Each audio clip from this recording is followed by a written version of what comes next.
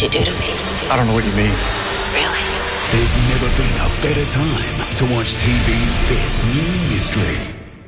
Hello, I'm Paul Barry. Welcome to Media Watch. And I have to say, we don't usually bother with spelling mistakes, but that one in Channel 10's promo for its new blockbuster Extant was so bad, we found it quite hysterical. And even a little absurd. But certainly a mystery as to how it could have got through. That glossy promo must have been checked at the network by at least half a dozen people. So how could they have all got it so wrong? Maybe in all those savage staff cuts, 10 sacked everyone who knows how to spell. But a much bigger mystery last week, or a much more important one, was the gagging order on Australia's media that came to light on Wednesday morning. Quiet, please. The story we are not allowed to publish. That secret story about a so-called super injunction was first revealed in the mainstream media by Fairfax's Philip Dorling, who told us, WikiLeaks publishes unprecedented secret Australian court suppression order. The Herald wasn't game to tell its readers much more than that, except to warn, no Australian media organisation can legally publish the document or its contents. Nor did the Herald dare to link to the WikiLeaks website, where you could read all about it, as many thousands of Australians soon did. And close your eyes, folks, because here it comes. Minus the naughty bits, so we don't end up in jail. And it's not actually a super injunction, because if it were, we couldn't even tell you it existed. But as last Wednesday went on, more details did emerge. The Guardian was brave enough to tell us the suppression order banned Australia's media from reporting political bribery allegations involving international politicians, which were being raised in Victoria's Supreme Court. And by the end of the day, it was clear those allegations related to a long-running bribery scandal involving the Reserve Bank of Australia and its former subsidiary, Securency, which prints banknotes for some of our Asian neighbours. As the man who exposed this scandal, Fairfax Media's Nick McKenzie, was soon telling ABC TV News, this suppression order prevents the Australian public and the international public from knowing about what these powerful people overseas may have done, whether they engaged in serious corruption or not, and it shouldn't be the role of Australian courts to suppress what is vital public information. The suppression order was granted 6 weeks ago to the Department of Foreign Affairs and Trade, which wanted to spare the blushes of 17 Asian political figures. But by midday on Wednesday, thanks to WikiLeaks, it was backfiring badly, because their names were lighting up the internet here and overseas, with 8 politicians identified in these 2 foreign papers. Meanwhile, Australia's journalists were still unable to tell us what it was all about, and decided to throw the switch to vaudeville. Can we mention that the is involved? No, we can't do that. Can we say that the is involved? Can't say that either. There's 17 people on this list. We can't mention any of them, even... What we can say is that this is a suppression order relating to people in leadership positions in world government. But that's it? That's pretty much it. It's a short story. Victoria's courts, which granted this suppression order, are renowned for so doing, and they've served up 1,500 over 5 years, or more than one a day, which is at least twice as many as the courts in New South Wales.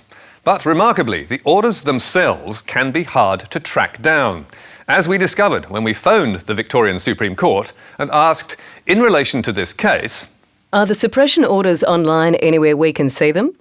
To which the court's officer replied, no, that would involve us publishing them.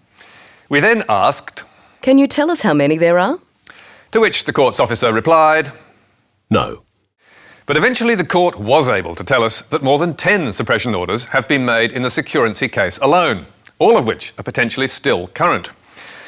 Now, some of these may well be necessary to ensure a fair trial, but the latest order was granted to the government in part to prevent prejudice to the interests of the Commonwealth in relation to national security. And if that's really code for let's not embarrass Asian political figures, we don't believe the secrecy can be justified. Nor does media lawyer Justin Quill. In my view, someone's reputation being affected, it just should never be a reason for the making of a suppression order. If people were embarrassed about something, then that is probably a red flag to say the public ought to know about this person's conduct. Open justice and free speech, which this government claims to champion, are fundamental to our democratic system. Secret court proceedings are its enemy. And one high-profile Asian leader agrees. On Friday, Indonesian President Susilo Bambang Yudhoyono called a press conference to tell the media that any allegations made in this case should be out in the open, so no one can suspect a cover-up. And if you think the whole saga is more than a little ridiculous, we would agree with you. And now to another mystery that's been plaguing Victorian state politics for weeks. Vic Libs reeling over secret Baillieu tape. In late June, a leaked recording of former Victorian Premier Ted Baillieu was sent anonymously to Liberal Party members from a fake email address. On the tape, Baillieu let fly at several Liberal MPs and their, quote, crazy mates. And not surprisingly, this shook Victoria's shaky Liberal government. The Napthine government has been plunged back into damage control after the very public airing of a tape containing explosive material about the deep divisions in the Victorian Liberal Party. Baillieu had thought he was having an off-the-record conversation with the state political editor of the Sunday Age, Farah Thomasin. But without telling him, she had recorded it, and she then lost her dictaphone. Premier Denis Napthine promptly told 3AW it was vital the Age come clean about how that had happened. There are rumours circulating around Parliament about where this dictaphone went missing. And I understand the rumours say that it went missing at a Labor Party state council. Yes, hardly the best place to lose it, with a Fairfax sticker on the back and right in the enemy camp. And last week it turned out those rumours were true when the Labor Party finally fessed up to finding it. Victorian Labor admits listening to damaging tape but denies leak to Liberals. After turning up in lost property at the ALP conference, the dictaphone had been handed to the Labor Party's Assistant State Secretary, Cosmos Samaras. Even though it wasn't his dictaphone, he decided to listen to it, only to find, to his fury, that he and two other ALP figures had also been secretly recorded. Whereupon, instead of giving the dictaphone back to the Age, he decided to trash it. As party leader Daniel Andrews explained to the media last Monday, every item off the recorder, that every copy, every recording from the tape recorder was destroyed. I cannot stress that.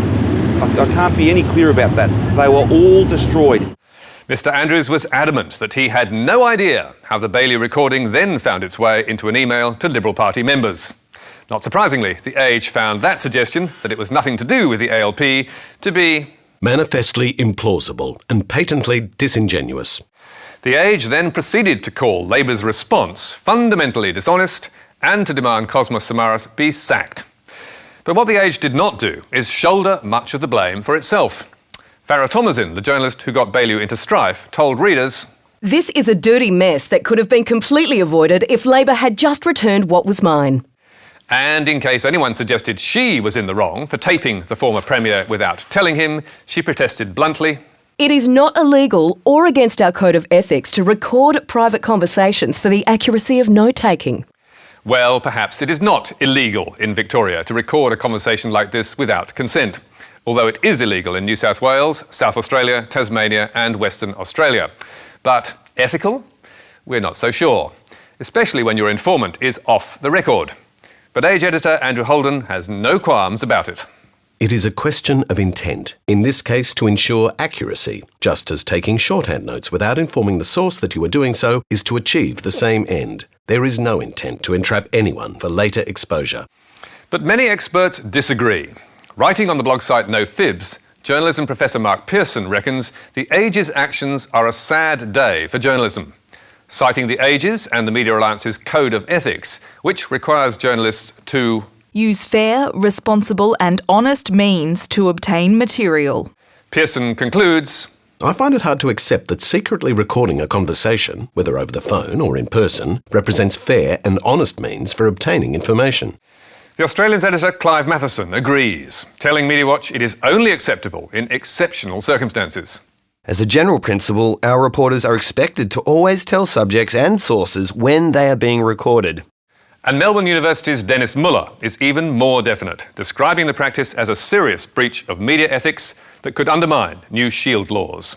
The law is prepared to defend, to protect or defend journalists from having to reveal their sources. If a journalist behaves in a way which undermines the trust on which that confidentiality rests, then why should the law protect journalists? But whether it's ethical or not, there's one thing everyone agrees on. If journalists are going to record conversations with sources when they're off the record, they absolutely need to keep them safe. Because as journalism professor Matthew Ricketson told MediaWatch, to think that this confidentiality wasn't being closely protected would send a shiver down the spine of anyone who's thinking about being a source to a journalist. The Age assures MediaWatch it has now overhauled its guidelines for keeping covert recordings secure. Better late than never. And finally, to the Commonwealth Games, where Australia's female athletes narrowly beat our men in the race for gold. And one of those mounting the podium last week was a young Victorian shooter who also hit the bullseye in the last Commonwealth Games 4 years ago. This for the gold medal.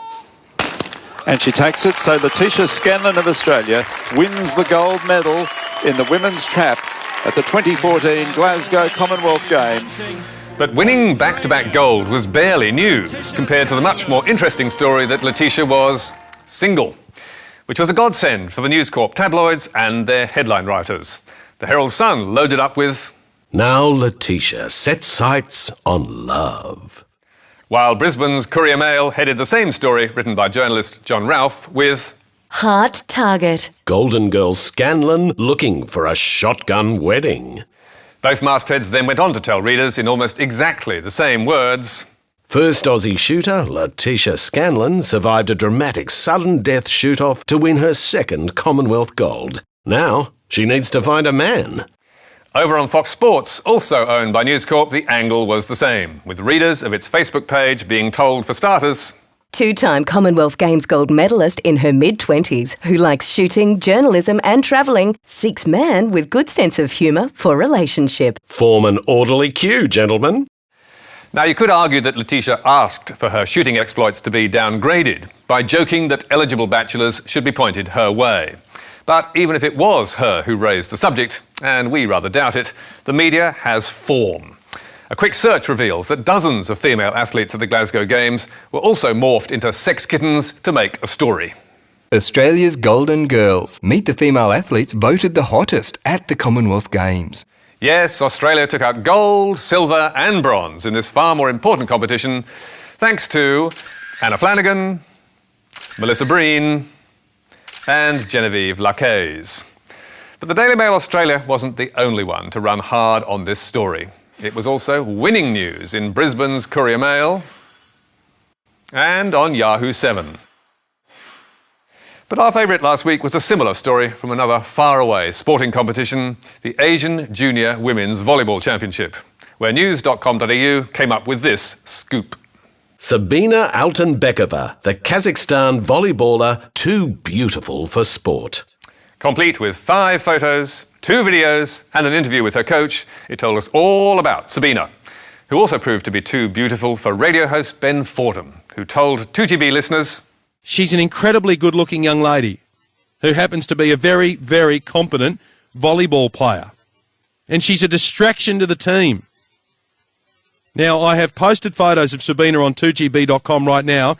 Can you check them out and tell me whether or not you would be able to get on with your everyday life in the company of Sabina?